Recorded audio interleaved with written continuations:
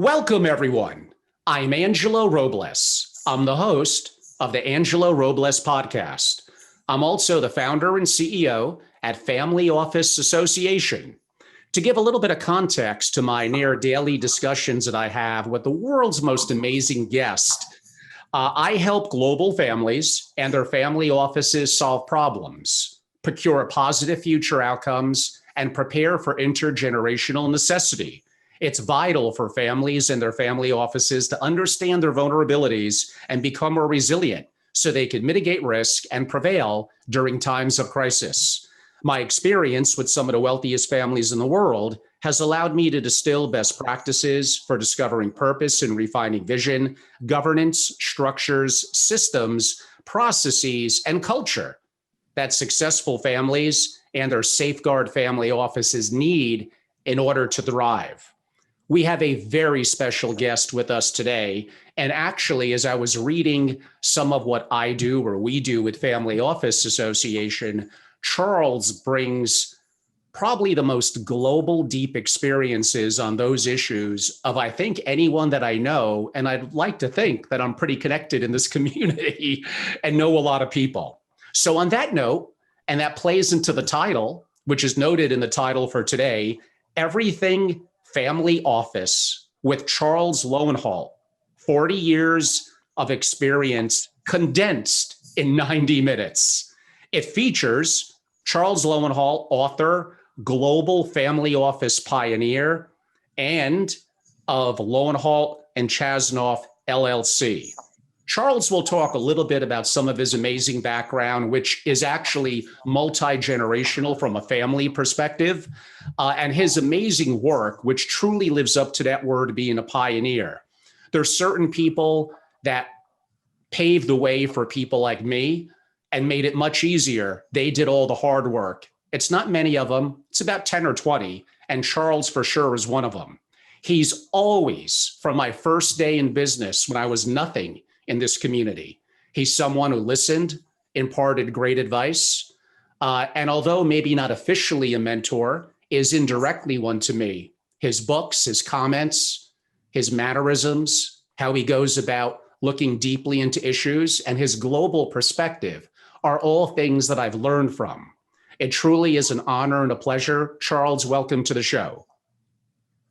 Thank you very much, Angelo. I appreciate that introduction. I consider you a pioneer in the field as well, and it's great to be associated with you. You're very kind. And we've been very fortunate that maybe 8 or 9 times over the years you've spoken and have been fantastic at Family Office Association. I could think in my mind now to Napa, San Francisco, Martha's Vineyard, New York, Greenwich, Palm Beach. I mean, you followed us around the country.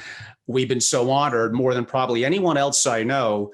And really, no matter the topic, family governance, philanthropy, intergenerational issues, you're also very well steeped in investing. So someone who is very deeply broad, yet also, and I use that word carefully, deeply broad, in that you're very deep in all the issues, not just superficial. It's really tremendous to have you on, and the first time in Zoom, so we're doing things a little differently these days. Why don't we get to it? I'm going to ask the first question that made part of the title that I just read. Charles, what has changed in the last 40 years?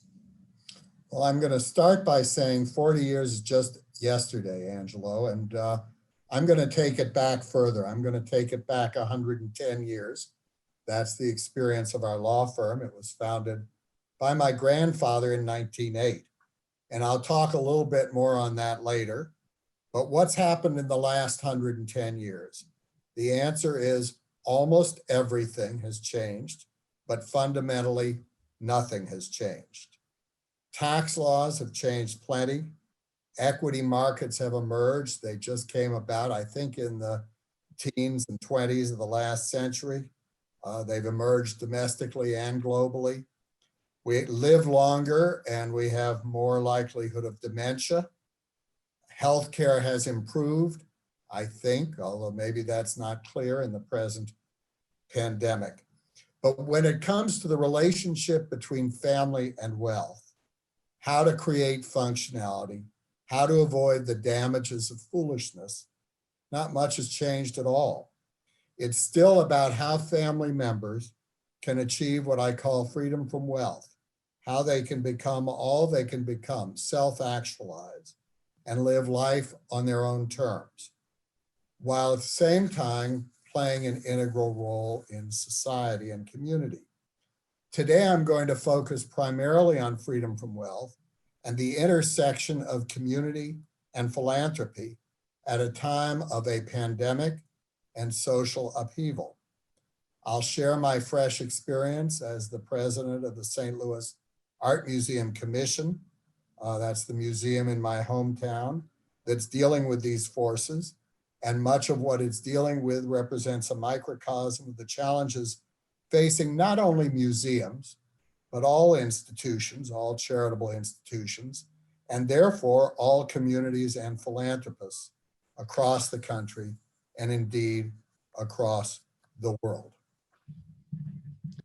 Charles, in terms of, you noted, really not 40 years, it's the experience of a family business, which many families could relate to, that go back over 100 years. If I remember correctly, I believe your grandfather really set up the first, and that's because income taxes came into play a couple of years later, but really one of the first tax practices in the US. So that's a legacy that was passed on inevitably to you as well. You're right, Angelo. He was America's first tax lawyer. And for those of you who are historians, you'll recognize that the 16th Amendment was enacted in 1913. My grandfather hung out his shingle in 1908. There'd been a tax enacted to pay for the Civil War by the Union. It was repealed when the war was won. There was another one in 1894 declared unconstitutional before any tax was collected. When my grandfather decided he'd start practicing law in St. Louis, it was 5 years before there was any income tax. And by the way, those 5 years would have been relatively slow, except he had a brother and a brother-in-law who ran a tobacco store, cigars mainly, down the street. In those days, people went to the tobacco stores and talked about what was going on in their lives. And whenever my great uncle would hear, either great uncle, would hear someone talking about what sounded like it would be a lawsuit, the uncle would say, "Would you mind taking a pack of cigarettes to my brother Abe? He's a lawyer down the street." So all our early cases came in on cigarettes, and I like to believe we were founded on the tobacco industry. Nevertheless, there came to be a 16th Amendment, and my grandfather had a national and international reputation in tax law. It means in those days that my grandfather was working for families who were building their business and their wealth, but who thought of taxes as one of the greatest challenges to building wealth. Taxes were high, and even then they were not well liked. They got particularly high during World War I, went down and got high again. So my grandfather saw his role as helping families protect their wealth against governmental spending. My father joined the firm and also continued to practice tax law, and I joined the firm some 45 years ago. I was determined when I went to law school to be anything but a tax lawyer. And after 3 years, my professor called me in, my tax professor, and offered me a job on the United States Tax Court. So I knew genetics had taken its toll. We're still working for families who've been clients of my grandfather and my father, whose businesses grew after World War II and who began selling those businesses in the 70s and 80s. In other words, today their families have portfolio wealth, and some of them are now in their seventh generation of working with my family. I should say here, I've lectured on multi-family, multi-generational wealth in Chinese law schools. I did that in Beijing and Shanghai in the late 90s. And that was just when China was starting to recognize what private wealth could do. My opening question in those lectures was always, what is the biggest impediment to family wealth in the US? Is the biggest impediment taxes, or is it foolishness? And those young Chinese just entering the world of private wealth all said the biggest impediment was taxes. And I said, no, at least in the US, and I happen to know in China as well, there are plenty of legitimate ways to reduce taxes, to limit them. But to foolishness, there is the challenge. Foolishness is something you can't limit as easily as you can limit taxes. So our career over 110 years has been helping families avoid foolishness, helping them build functionality around the family wealth. We're doing that, as I say, with families in their 7th generation. Angela, I think I've told some of your members this story, but it's always worth telling again. For many years when I was lecturing, I would open a talk by saying, there's no such thing as a fully functional family. The individual members can be functional, but when they get together as a family, they're always back at the point where the youngest is 2 or 3 and the parents are parents. And we've had some clients in their 20s who still have food fights over dinner. So I'd say, do any of you come from a fully functional family? And no one ever raised a hand. One day in London, about 8 years ago, I asked the question and a gentleman raised his hand. He must have been in his 70s. And I called on him. I said, would you mind telling us about your family? He said, not at all. I said, are your parents alive? He said, no, they're both deceased. And I said, now you understand what I mean by being a functional family. He said, oh yes, I understand that. I said, how many brothers and sisters do you have? Oh, I was an only child, he said. And I said, oh, I see. Well, how many children do you have? And he said, oh, I've never married. Well, he was, in fact, a fully functional family. Harmony today is as elusive as it was 100 years ago. And family harmony is always held out as the ultimate goal. I'm not sure it should be held out that way. It is. I represented an Italian gentleman. He and his brother ran a company together, and they started fighting.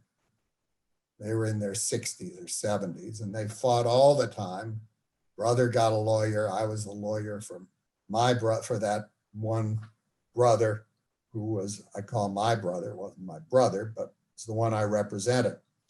And they got angrier and angrier at each other. And one day, my brother came to the office and said, Charles, I have to close the door because I'm going to tell you something I don't want you to tell anyone. And I said, well, okay, we have the attorney-client privilege. Talk away. And he said, I've had it with my brother and I'm about to handle him the Italian way. And I looked at him. I said, the Italian way? He said, yeah, I know. I hate to do it. I hate to do it. He is my brother, but it's time. He said, you know the Italian way, the way we do it in Sicily. And I said, well, I think maybe I don't want to know. And he said, oh, well, I know you don't want me to do it, but I'm going to do it. And when I leave this office, I'm handling my brother the Italian way. With that, he stood up and he said, I'm going to tell my mother, and that'll be the end of that. He went home, told his mother the Italian way worked. They quit fighting. They dropped their lawsuits, and they reestablished family harmony under her firm fist. But it's not always that easy. Angelo, the starting question today, as it has been for 100 years, maybe 1,000 years, whether you're in New York, St. Louis, Shanghai, or Sydney, the starting question is, what is your wealth for? What do you want to accomplish with your wealth? That's not an easy question to answer. It's an easy question to ask. I asked it of a fellow a few years ago who had invested in a friend's business and he had $1 billion. He came in to see me and said, I'm here to save taxes. And I said, well, we've been doing that for 100 years, but tell me what you want to do with your money. You don't want to use it for taxes. He said, what do you mean? I said, what's your wealth for? And he said, what are my choices? It's a really good question. And over 110 years, we've learned that if you're talking about multi-generational wealth, children, grandchildren, and so forth, what it really has to be for is to ensure that every member of the family can become all he or she can become. Self-actualization, as Maslow describes it. The tools and how to use them have changed, but the goal of self-actualization has not. And so we look at the tools that have changed, but the goals have not. So, Charles, in hearing what you're saying, and the reality 40 or whatever, 112 years, in the grand scheme of our development as humans is, of course, nothing.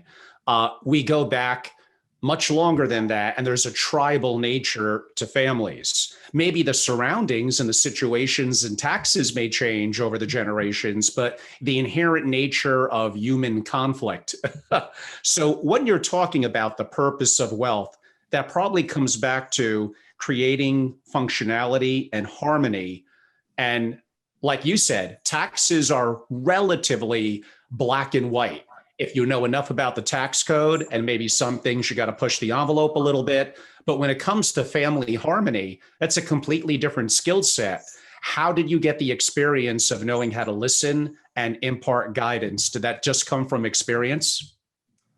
Well, I'm going to start by distinguishing between harmony and functionality, Angelo. They aren't necessarily the same thing. The goal is to make sure that every member of a family can be functional.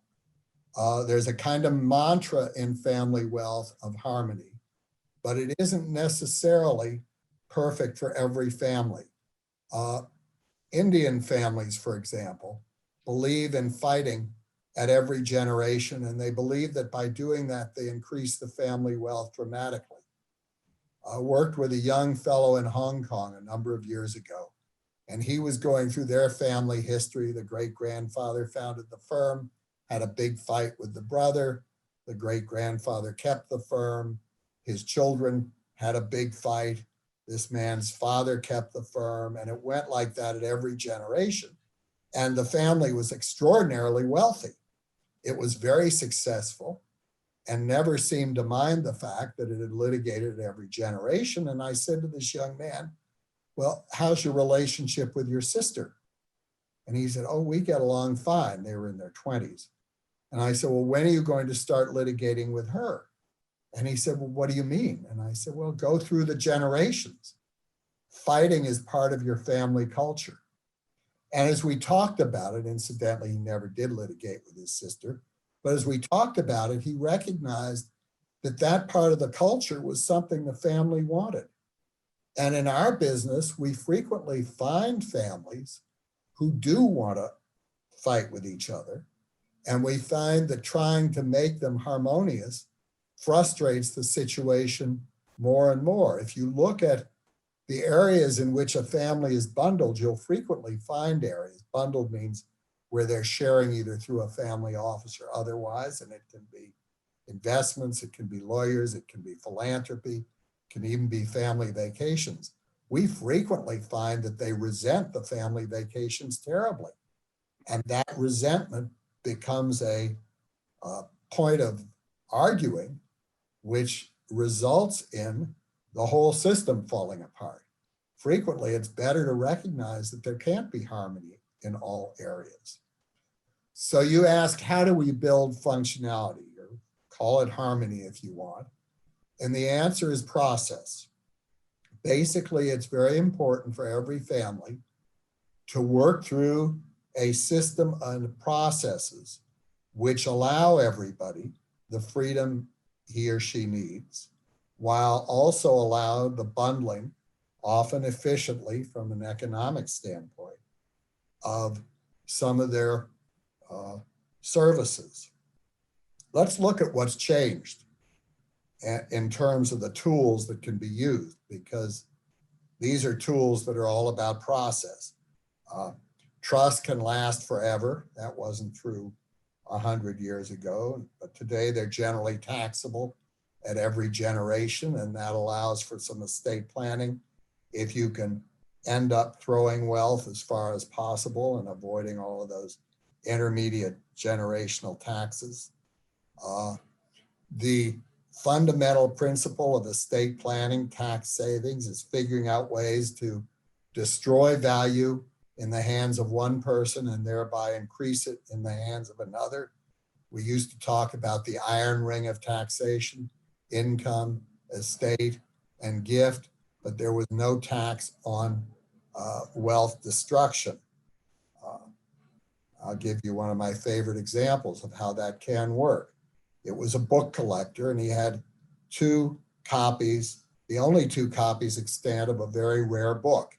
Each copy was worth $100,000, or $500,000. I've forgotten the number, but let's say $100,000. He gave one copy to his son, and that was a $100,000 gift.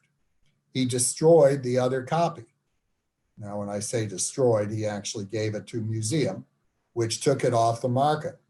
Once he destroyed the value of that piece of property, and he got a tax deduction for that gift, by the way, the property in the hands of his son became worth $150,000. So there was a transfer of value through the destruction of value. Now, I suspect that most of your members are looking at plans like that using corporations, using QPERTs and the like, but that's a tool that is constantly evolving. And no matter how hard Congress tries, it will never be able to tax the destruction of value. Technology is allowing greater and greater communication.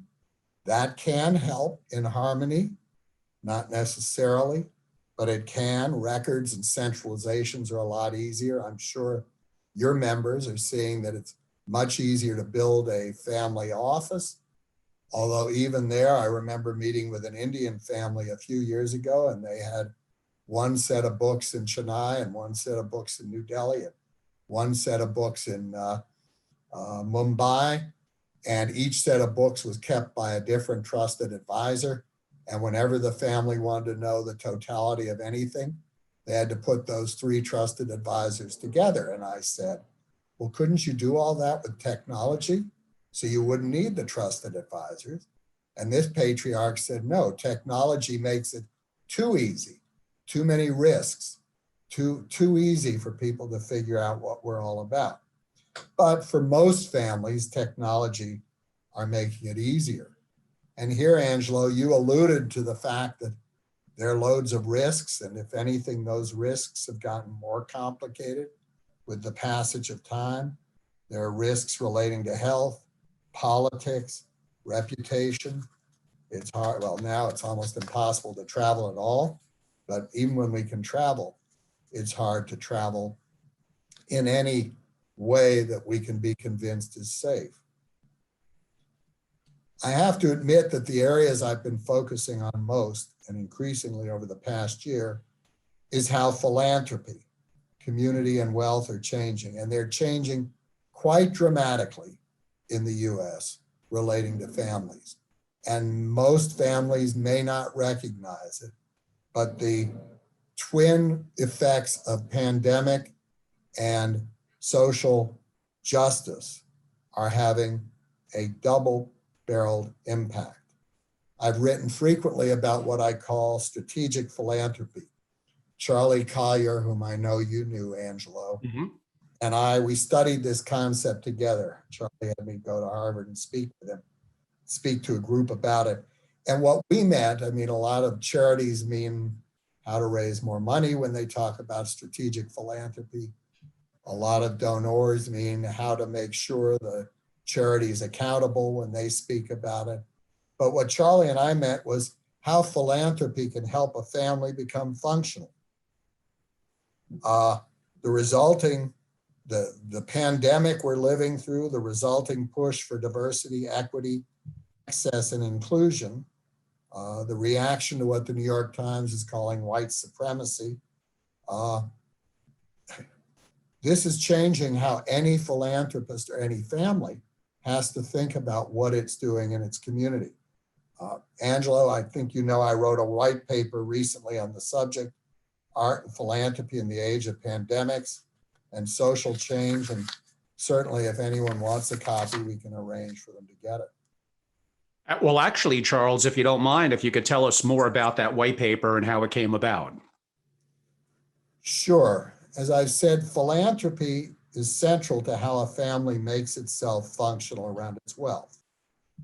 That explains why in my business and my family, we're interested and study what I'm calling community. Philanthropy is often seen as a very fancy word, but it's really how does the family engage with its community. So that's how I got interested in philanthropy. My interest and experience in art came about a little differently. In 1964, I spent a summer in Japan as an exchange student, a high school exchange student, fell in love with Japan and its tradition of woodblock prints. So when some 20 years ago, my wife and I decided we wanted to build a collection, like many of our clients and probably many of your members, we've got a collector's gene, we're bitten by the collector's bug. We want to collect almost anything. We looked to woodblock prints and we dreamed of the classics. We couldn't afford them. So instead we found a genre that no one else was the least bit interested in. Those are prints, woodblock prints of the 1894 and 1904 wars between Japan and China, and then between Japan and Russia, sort of the beginning of Japan's becoming a world power. Since no one else wanted those prints, we built a huge collection, some 1,400 objects. Frankly, we ran out of room in our apartment. We had a constant stream of visiting scholars. It was more than my wife and I could handle. We'd filled every closet. I had no place to put my clothing. At a certain point, both the British Museum and the Smithsonian said they'd like our collection, and I realized that we had something worth making into a serious collection. We live in St. Louis. I was born and raised here. We raised our children here. It has a very fine museum. In fact, our apartment overlooks it, and it was about a quarter mile from our house. So we decided to give our collection to the museum. We'd always been part of the community, and we'd been engaged in community activities. We asked ourselves, how do you define your community? And we concluded we defined it as St. Louis. And the museum itself is broadly supported in the community. It receives tax funding and substantial donations of funds and artwork. So it made sense to give our 1,400 pieces to the museum, and we did it, no strings attached, because we liked the museum. They ended up putting together a major exhibition, publishing a substantial volume, having a series of symposiums, and it was a very satisfying experience. So through that, I came to understand how an acquirer makes his acquisitions into a serious collection utilizing a museum. And I understood what a museum can represent to the community. On January 1, I was elected president of our art museum, of our art museum's governing board, after a year as its vice president. Angelo, let me ask here, I don't know if there's a way we can find out whether many of this audience are donors to museums, board members of museums, or collectors of art. The audience, and for those that will hear this recording, we do have a live audience on Zoom, and feel free via the chat feature, looking at some of the names. I believe some of you for sure have been active from a philanthropic perspective. Perhaps while we give that 1 or 2 minutes to germinate, Charles, if I could ask a question kind of around that, and that's the importance of philanthropy and how families have often guided and created stewardship in the rising generation, the next generation, and philanthropy has been an incredibly valuable tool. You mentioned currently we have COVID, we have social justice issues, and in our own communities, let alone broader in our state, in our country, and around the world. How do you think the older generation could engage the rising generation, understanding, like perhaps with you and your art collection, the generation coming up may not feel the same way about that, how could they engage their own passion, and how could you encourage that? Well, let me start by telling you what absolutely does not work. And that is having the older generation control or try to control the younger generation using philanthropy. I'll go back to another US catastrophe, 9/11.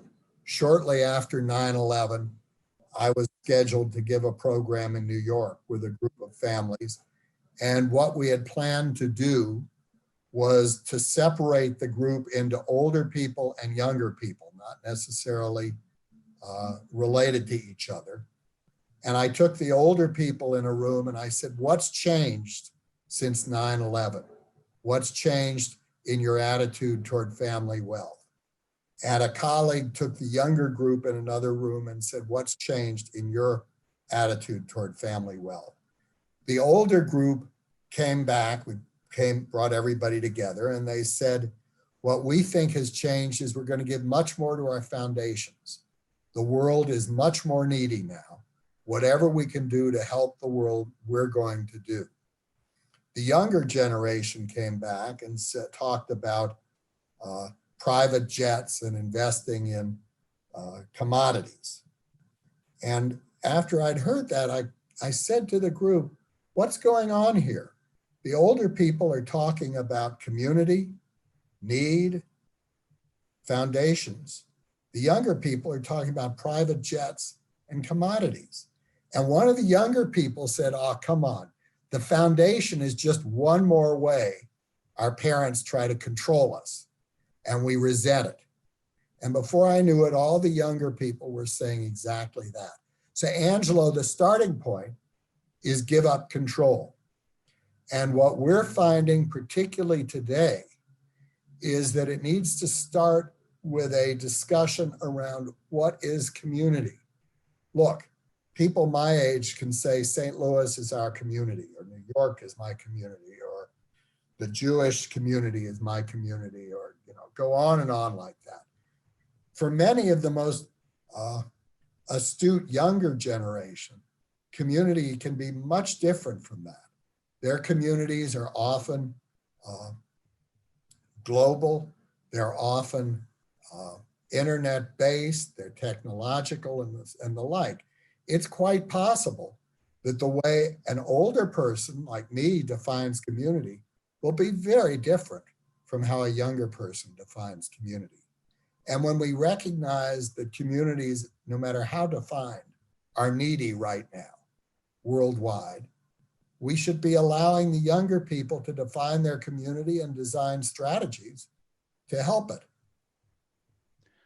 I'm going to ask a question and trying to stay in the same theme, but I've seen this myself. Given the fact that people with resources may have greater medical advancements and opportunities availed to them, health and exercise and fitness, more and more people of wealth are living into their 80s, if not longer. But they might have had children when they were in their 20s. In other words, their kids are now, I've seen it, in their 60s, sometimes even in their 70s.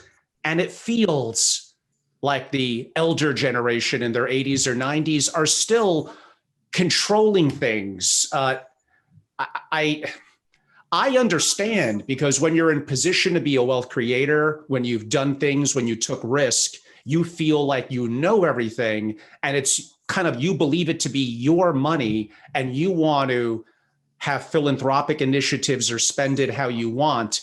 This is a big dynamic and a grave challenge, and probably why you wrote Freedom from Wealth. I don't want to get too far off topic, but what do you do in these scenarios where in their 80s and 90s, they're not even giving up control? Well, I was a young lawyer some 50 or 60 years ago, maybe 45. And my father and I went to visit two clients. They were brothers who ran a foundry business. One was 90 and his son was in the business, and the other was 94. He had no children. And my father asked the 94-year-old, how's your nephew doing? The nephew having been in the business for 50 years and 70 years old. The 94-year-old said, he's doing okay. Give him a few more years. He'll be a pretty good foundryman. That's the classic definition of control. So let's start with what the control grandparent, or whatever you want to call him, should do. That person, he or she, should agree to give up control. What he or she should do isn't necessarily what he or she will do. So now let's talk about the youngest generation, the 25-year-old. Control requires two parties, the person controlling and the person being controlled. If you don't want to be controlled and you're 25 and the controlling parent, grandparent, or whatever is a control freak, there's a way to avoid that control, and that is get on with your own life, walk away from the philanthropic or the family office, and pursue your own passions. The wise 90-year-old is ready to give up control, but sometimes, Angelo, the older a person gets, the less wise he or she gets too. So sometimes it's easier to work with a 60-year-old than a 90-year-old. I hope that answers your question. And I don't know whether we have any 90-year-olds in the audience, but if you're 90 years old, give up control. And if you don't want to give up control, don't do it. Your answers are always so succinct and insightful. That was a very, very memorable line. What is the impact of all this, going back to your original comment, on museums and philanthropy for wealthy families? And I know you write and talk about that rebranding doesn't really work.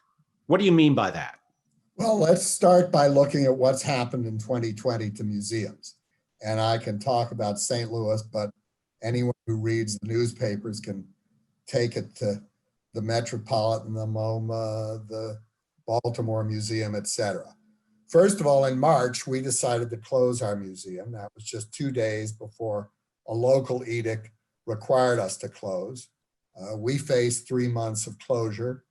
During that period, our museum had to design ways to keep our staff employed constructively and our audience engaged. And by the way, quite interestingly, I attended a forum yesterday of museums.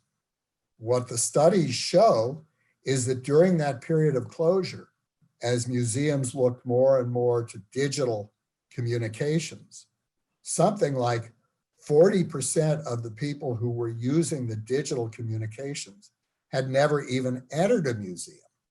So from that standpoint, what COVID did by making us close the museum was actually to increase the audience. Anyway, we closed the museum, we kept our staff busy, we kept our audience engaged using digital media. When we reopened in June, we had many new challenges as we tried to maintain safety. All sorts of protocols required. Just as we were opening, George Floyd was killed. Museums around the country were facing what did they need to do, if anything, in reaction. What many, many museums did is they made big announcements. They said Black Lives Matter, and having said that, they told their staffs to figure out something. And frankly, those museums ended up being criticized roundly for doing a lot of talking and not satisfying any of the needs of their communities. Our governing board made several decisions. I think they were quite wise, actually. First was the buck stops with us as the governing board. So we have to take action. We have to decide what to do. Second, if racism is systemic, its solution must be systemic. You don't go pod by pod fixing things. You look at the overall situation of the museum. Third, we decided it was time for action, not for words. And we never said Black Lives Matter. That doesn't mean we necessarily don't believe it. We just didn't see much point to that.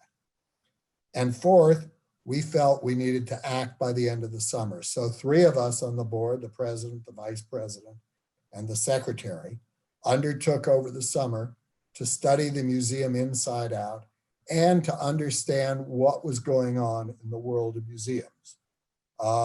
What are the challenges of museums and how should they be meeting them? The literature is full of very wise people and very loud discussion on these subjects. Pick up your newspaper and you'll see some of it. We produced a report at the end of the summer with 150 areas that needed study by the staff and by the boards of the museum. We did not direct what decisions needed to be made, but we directed that these areas be studied. Everything from governance to acquisitions to employment to education. How could we be what Lonnie Bunch, who's the head of the Smithsonian, said every museum needs to be a community center for discussion about what is equitable. After all, museums tell stories, and their stories need to cover all cultures and all eras, and they need to speak to people of all cultures. That's how we dealt with the pandemic. And so, Angelo, you say, what's the impact on museum and philanthropy? The pandemic had a substantial impact on museums. They were closed for months. Some are still closed. Recent article in the New York Times saying that the European museums are down to very few visitors, so admissions are limited. Admissions are further limited because you can't let a lot of people in. Admissions revenue is drastically reduced, with visitors down to 25% or 40% of the prior year. Older patrons, who are a substantial number of museum patrons, are staying away. Galas are canceled. Shops and restaurants are closed. Tourism gone. One estimate is that the Metropolitan Museum will be down $150 million between March and next June. So far, the Smithsonian is down $50 million in revenue. Museums are saying they can't stay open long-term because of the effects of this coronavirus. They're laying off staff. They're reducing salaries. They're selling artwork to fund operations. You've probably read about Baltimore, which is now trying to sell $50 million of art to fund operations, particularly in diversity studies, and running into terrific resistance, probably reasonable resistance. Look at social justice. Museums are being called bastions of white supremacy. They're being called that by the New York Times. In Europe, museums are being accused of being colonialists. They've been pressured to return art to the countries colonized.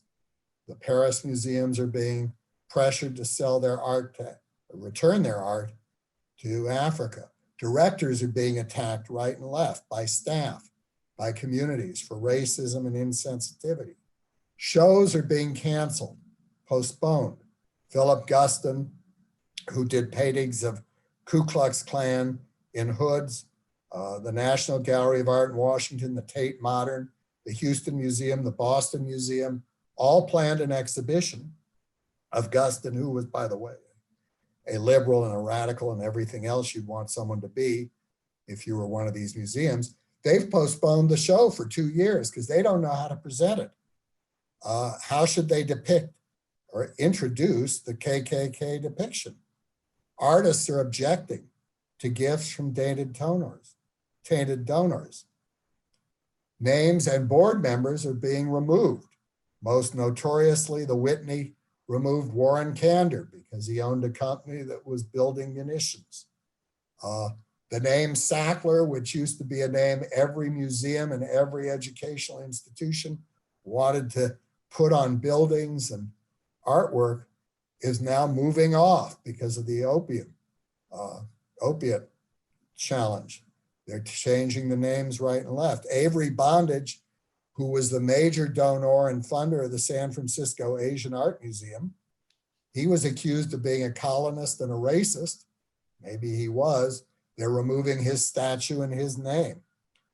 We all know about Confederate statues being removed, Christopher Columbus statues being removed, paintings that depict African Americans in a certain way are being relocated within museums.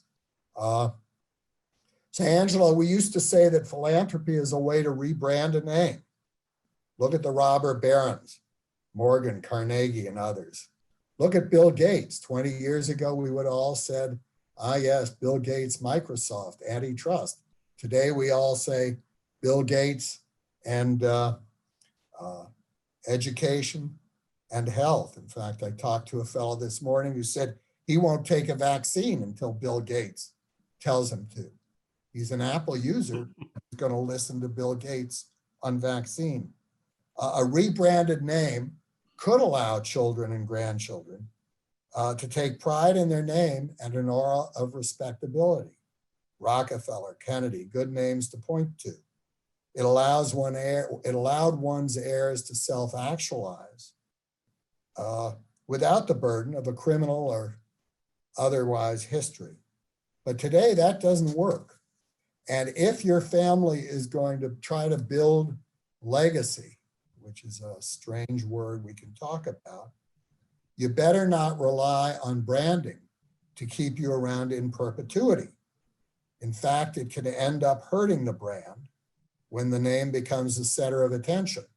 Our present president may be burnishing his name with certain crowds, but he's certainly hurting the hotel industry with a lot of people who don't like the name.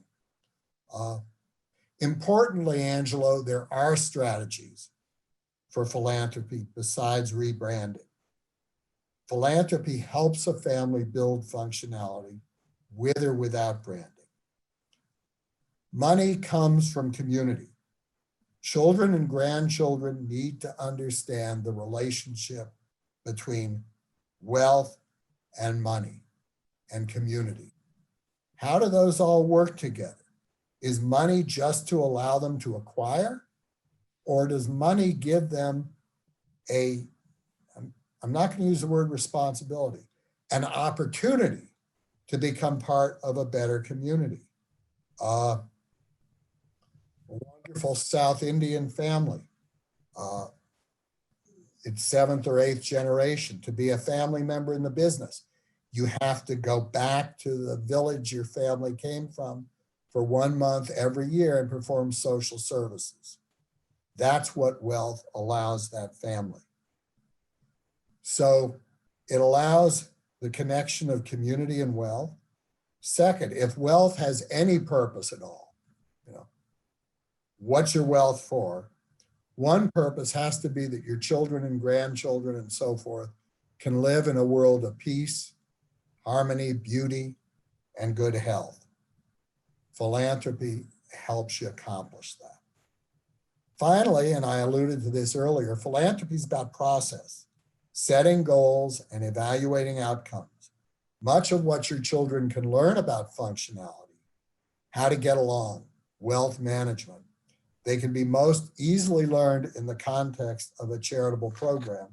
Again, and importantly, if your charitable program is not about controlling them. You had some very powerful comments there, Charles, and they were very deep. I have a couple of questions for you on that. You practically snickered, I mean that respectfully, the word legacy. That appears to mean more to the older generation than perhaps the rising generation. How do you get around the value of legacy and what that means and how different generations in a family may look at it very differently? It's a terrific question, Angelo. When we talk to wealth creators about legacy, they want it to be about their brilliance and they're making a lot of money. If family values are about making money and the brilliance of great grandpa, the legacy is a terribly burdensome legacy. Future generations can't live up to it. When we're talking to a wealth creator about legacy, we start not by saying, tell us your story. We start by saying, what would you like to teach future generations? What do you want them to think of as important? And more often than not, it boils down to becoming all you can be, whether it's the textile trader who went from India to Singapore and made a deal with Gap, or it's about the fellow who recognized that oil was going to be a crucial part of the American economy. It's about having a passion and a dream and following it. It's not about making money. I don't know how many wealth creators we have in the audience, but if I were to say to any one of them, were you just passionate to have a whole lot of money? Most of them honestly will say, no, I had this vision and I wanted to make it come about. So that's what legacy needs to start with, and it frequently does not. Furthermore, and this sounds counterintuitive, I like to say that it's up to each person in each generation to define the legacy he or she wants the family to represent. And those can be very different legacies. We've spent a lot of time with younger people talking through that idea. And you say to them, what do you want the family legacy to be? Forget what grandpa says. It's not relevant to your life. What is it you want? And that's a wonderfully satisfying exercise to perform with 25 and 30-year-olds, because it's never occurred to them that they can design and articulate the legacy. Let me ask you a question. It's become popular in circles lately among people in our community. Matt Wesley and others have written about it. And that basically is the role of what may be defined as a chief learning officer, someone who is effectively a mentor, an educator, a little bit of a bridge between the generations, likely a different role than historically as a C-level executive in a family office, but in theory, it may transition over, and helping the younger generation discover and teach. And again, philanthropy plays into it. I'm assuming you're going to want to be careful about, the buck stops with the family and they shouldn't outsource everything in their life, but how do they weave in internal and external in terms of perhaps something like a chief learning officer? It's a very good question. And I would answer it by saying a well-run family office. And we could spend hours talking about how you define a family office. So for these purposes, let's not define it that way. A well-run family office has two objectives, and they're related. One is to ensure that due diligence is being performed, risk management. And the other is to ensure that every member of the family can be all he or she can be. In fact, the family, and I've come to know hundreds of family offices because, as you may remember, Don Trone and I had our initiative for single family offices, come to know a lot of them. And I'm not finding any that do both of those jobs well. And part of the reason is that too often family offices are about economic efficiencies. If you want economic efficiency, you should not create a family office. And it's very challenging in terms of efficiency if you're really going to allow each person to be whatever he or she can be. A well-run family office can design processes which serve that function of chief learning officer, or bring in chief learning officers. We have a process with single family offices where we sometimes call it a family wealth audit, where we're basically hired by the patriarch, the matriarch, but with the consent of everybody, to go through a process of meeting one-on-one with everybody and asking each, what is your wealth for? How do you define it? What do you want to become? How do you want to self-actualize? What are you willing to bundle and what are you not willing to bundle? Sometimes the result of that process is that the family office has to be liquidated because it can't meet everyone's needs on an efficient basis. Sometimes you can unbundle activities, some activities, and bundle others. a person is never too young for that conversation. And it's in that conversation that a lot of what you're talking about as a chief learning officer can take place. And by the way, that role can be played by a good psychologist, a good lawyer, a good accountant, a good priest, in India, often it's a swami. It's just someone to whom a person can talk about what he or she wants in life. I think this is all related. Let's perhaps go down a little bit of a rabbit hole related to this topic. So you have the generations in the family, you have the younger generation looking to be listened to, their opportunity for discovery and self-actualizing what's going to be valuable to them. Intertwined in my example is likely the elder having created a family office, probably running it a little bit as a kingdom as opposed to more of a democracy, and expecting that the younger generation is going to continue with the legacy of preserving, careful with the word legacy, but their wealth and mitigating risk through an entity 24/7, the family office dedicated to them. Yet we both know two things. My first comment you already said, it always gets me in trouble. Most family offices are mediocre at best. And two, they rarely sustain past the elder creator, even if they last that long. There's a big dynamic here between the generations, the family office, the talent in the family office, their dedication, their resources, their compensation, and usually this falls apart within 15 years. Why? Well, partly because the patriarch's unrealistic. Look, when I was starting to lecture in China, Shanghai and Beijing, a Chinese friend took me aside and said, Charles, you don't understand. The Chinese are very different from the Americans culturally. Well, I don't believe culturally when it comes to family and wealth, there are differences. There could be differences where a country is on an economy. And I said to this person, well, give me an example.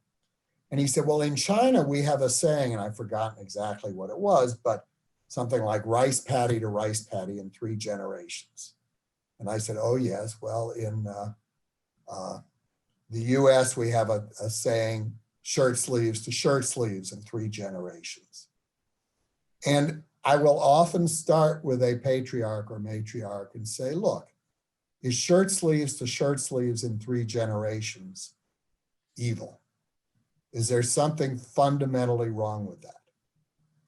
And even if they feel they don't want it for their own families, they feel that it's not a bad thing for a culture. Look at England when it had its primogeniture rules and the eldest son inherited everything. The younger children went off to Canada, Australia, the rest, and created the British Empire. How fortunate that you had a number of people who were shirt sleeves. You look at all of the success stories in American business, many of them are shirt sleeves. So, Angela, I'd start with the proposition, and I've had this conversation actually often with elderly. Is shirt sleeves to shirt sleeves really so bad? Is it really so important to preserve the wealth for many generations? Or is it more important to preserve a culture of passionately following one's interests, of becoming all you can become, whether that's an artist or a billionaire or a teacher or a diplomat?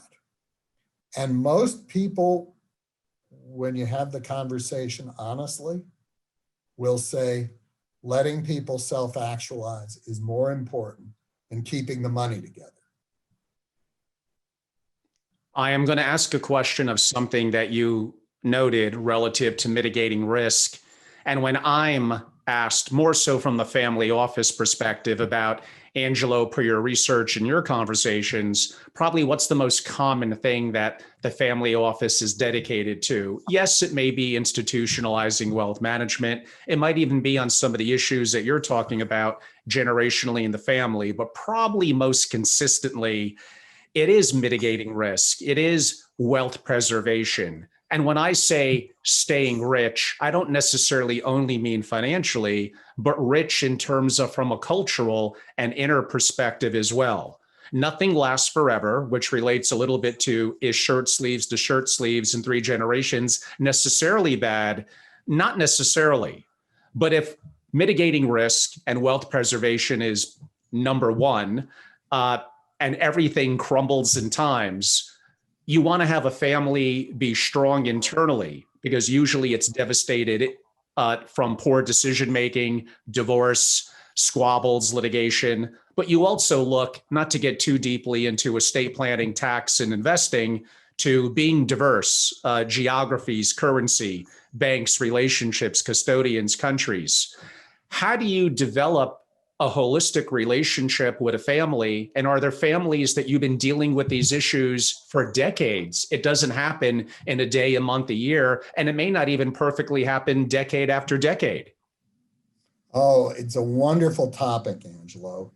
And yes, we do help families manage risks. But there's a question I ask every single family office. I ask it, and I have yet to hear a resounding yes. And it's in fact something we've done with some single family offices. Managing risk is a key function. Every single family needs a chief risk officer. Call that person what you want. And every family board needs a quarterly risk management report. That's something that many businesses do. It's many banks do it. I learned really we've used a lot of bank technology to introduce that to our families. But it means that there's someone responsible for keeping a risk register, a list of every risk, whether it's the risk of a market crash, a risk of nuclear war, a risk of illness, a risk of divorce, a risk of a no good in-law, which is a big risk that happens all the time. Somebody's keeping a list of those risks and somebody's evaluating them. You know, risks need to be looked at first in terms of how likely are they to happen? And secondly, how consequential if they do happen. So the risk officer can say, there's a 70% chance this will happen. But if it happens, the damages are of this gravity. That is a report which should be given to the family office members, the shareholders, the board, whatever you want to call it, on probably a quarterly basis. It's all process, it's all simple, and it's how you avoid those risks. I wish I could talk about loving each other and watching out for each other and all this other stuff. But a good risk management process is pure and simple, a disciplined process. And when you sit down with a single decision maker, or perhaps it's more of a committee, and let's say it's for the first time and they're looking to potentially engage you, what is a question you would ask them where if the answer isn't right to your ears, that you would walk away? Well, the starting question is, what do you want? So if they say what this accidental billionaire said, I want to save taxes, I'll say, well, we can do that, but start by telling me what the wealth is for. Frequently, we're approached by a next generation, whether that's a 60-year-old or a 40-year-old, doesn't matter, who says, you won't believe the terrible parent I have. And I listen for half an hour about the terrible parent, and I ask if it's too late to get a new one.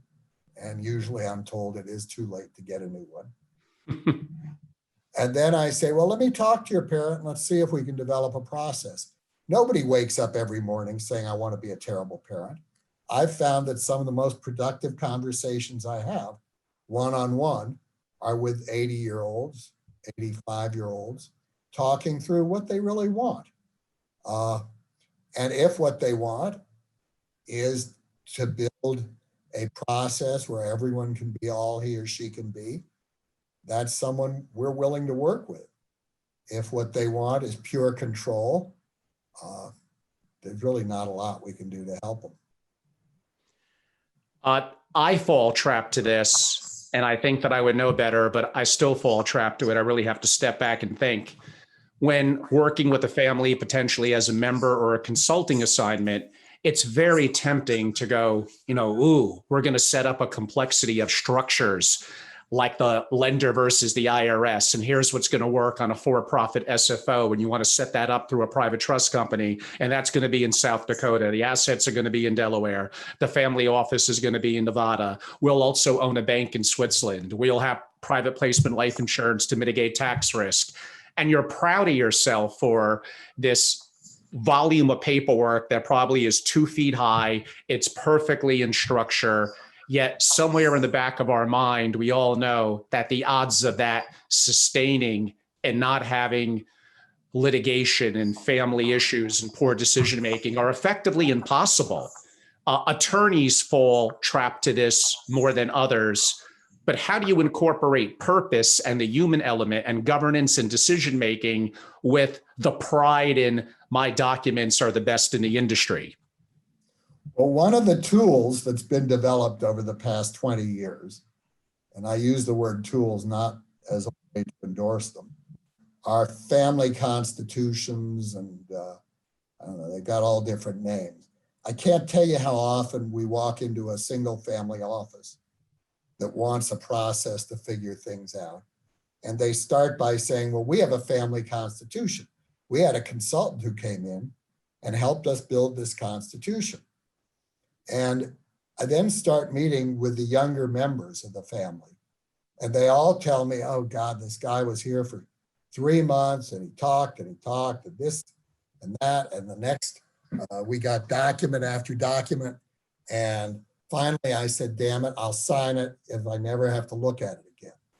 And that's the history of family constitutions in 80% of the families who've adopted them. The mistake there is not starting with what the family wants. And if you can go through the process of talking to each family member, asking what the wealth is for, what do you want, what are you comfortable bundling, what are you not comfortable bundling, when you're all done, if you end up with an Irish trust structure or you end up with a family constitution, so be it. But until you've done that, you've got no basis for any kind of planning. Completely concur. And yes, those of us in the community wish that we would even get, and that's the harder part than some of the tax and the legal structures in a family office. That's relatively a little bit black and white. There's a little bit of art mixed in with the science, but what you're talking about is a much more complex field.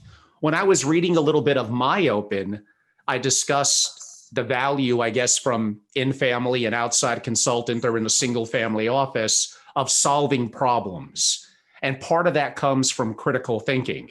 Now, yes, I know you're quote unquote, not a McKinsey consultant talking about strategy and not a psychologist, but I don't think anyone owns the concept of how to be a better critical thinker and how to solve problems. What you have, besides incredible education at Harvard and Michigan, a family history in law, but more deeply, your experiences with hundreds of families for over 40 years. How important is it to become better at critical thinking and the capability of calmly solving problems?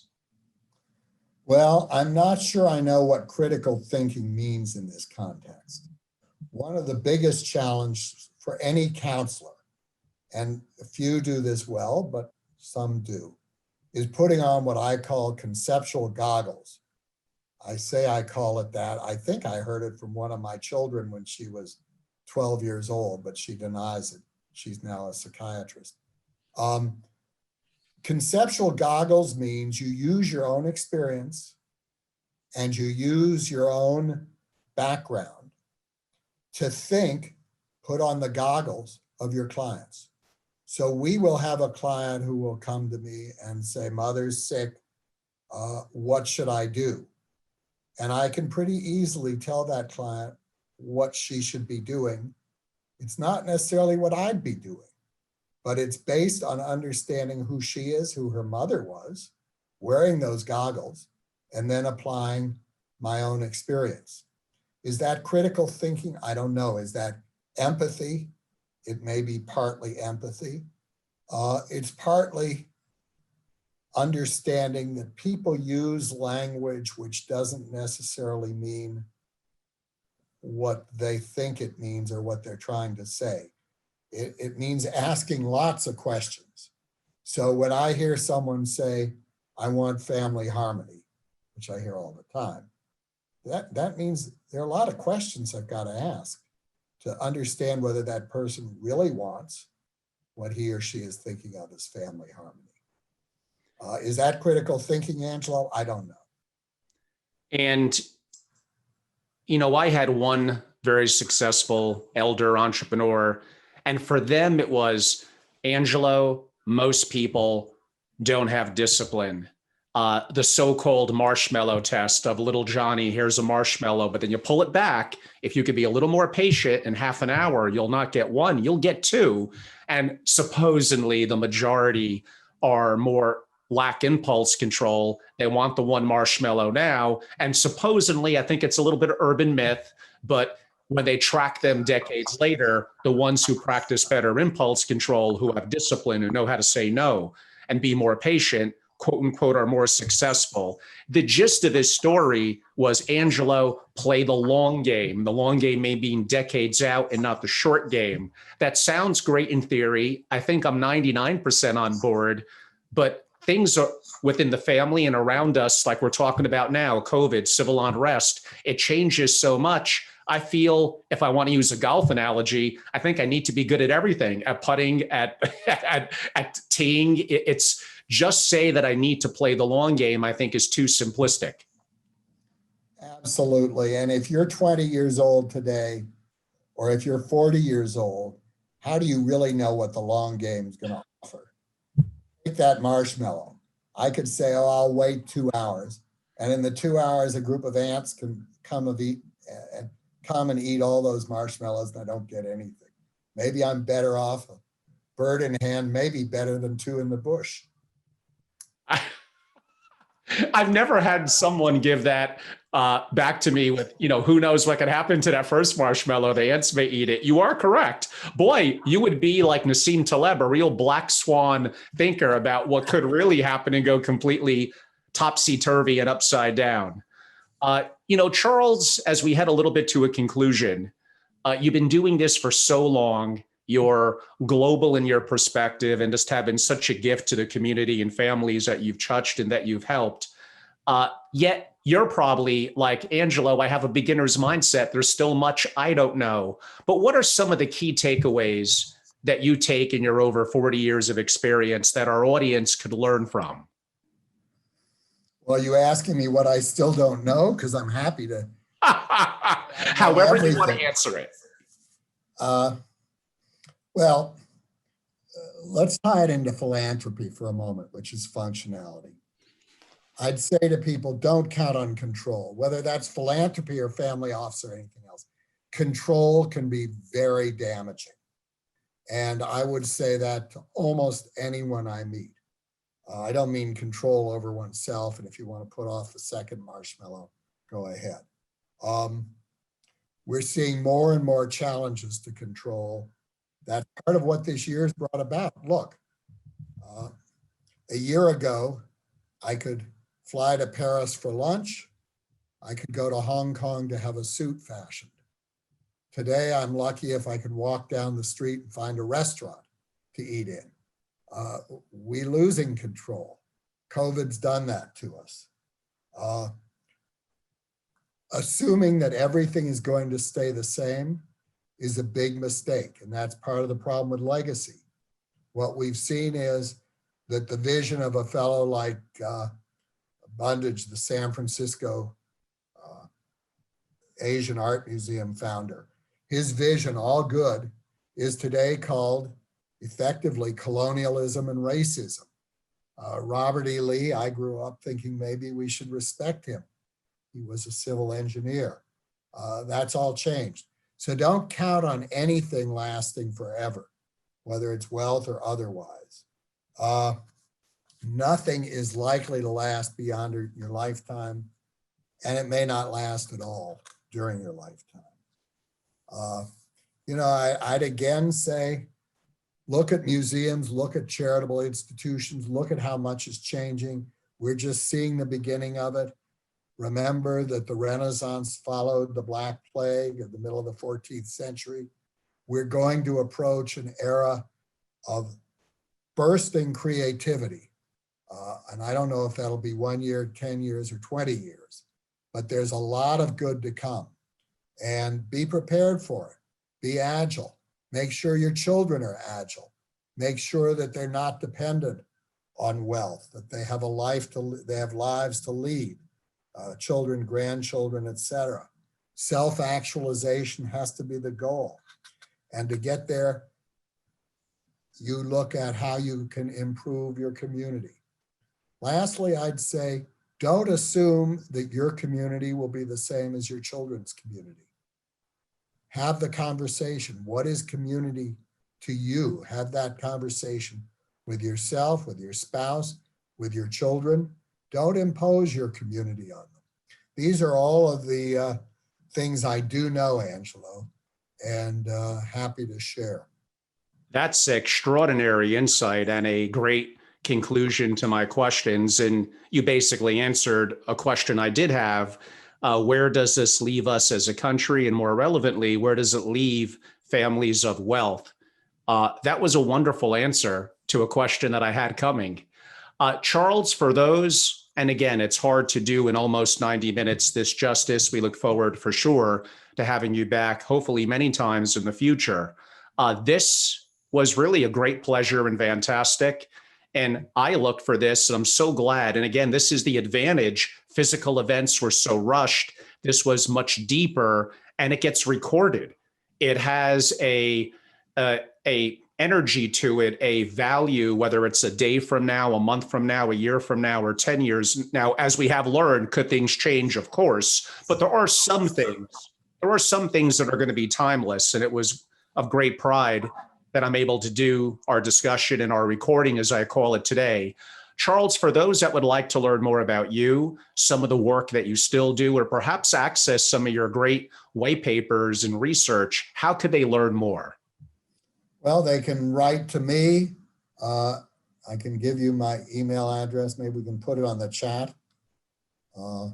Because most people will listen or view this, please, if you could note it in an email. Lowen as in Nancy, CHAS as in Sam.com.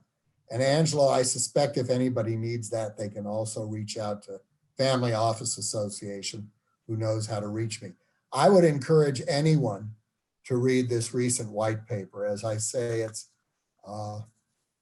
creating a lot of conversations in the museum and the philanthropic world. And it does contain a lot of the thinking. I've written 2 books, Freedom from Wealth and The Wise Inheritor's Guide to Freedom from Wealth. They're both available, I think, on Amazon. And I'd encourage you to buy those. I'd be able to buy a half a cup of coffee with them. Yeah, the publishers have quite the monopoly there. I know a little bit about that. It looks like we might have had about a minute or so ago, the recording might have paused. So hopefully those that will view this or that will watch it, I think it's important that you know how to reach Charles. I am going to spell his name. So that's Charles Lowenhaupt, Lowenhaupt, P as in Peter, T.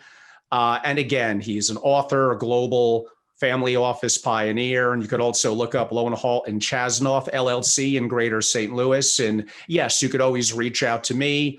Charles is still certainly active in the community. And we encourage you to reach out to say hello, especially if you're a family member of any generation. The value in his books, his teachings, his writings is just fantastic. I wouldn't know, what else to say except for that. Everyone, I'm Angelo Robles. I'm the host of the Angelo Robles Podcast, and I'm the founder and CEO at Family Office Association. We're a global membership organization dedicated to families of wealth and their family offices, providing significant, now more than ever, proprietary, original, and creative content, our library of content going back years. And although physical events are on hold, we're doing hundreds of deeper dive digital events practically every day. So we're extremely active. Not everything makes it to our public channels. So being a member and being live at the moment and interacting and really getting full access, including not only to our proprietary research and our database of what we do in our past content, but our master classes and our newer quote unquote stuff as well. We're very active on social media. We're a family office on YouTube. My website, or our website, is familyofficeassociation.com. And my email is angelo@familyofficeassociation.com. It was such a tremendous pleasure and honor to interview Charles Lowenhaupt. I'm like his biggest fan and think his work is just amazing. And I'm so happy to keep on learning. Charles, this was incredible today. I very much look forward to the next time. Thanks, Angelo. My pleasure. Thank you.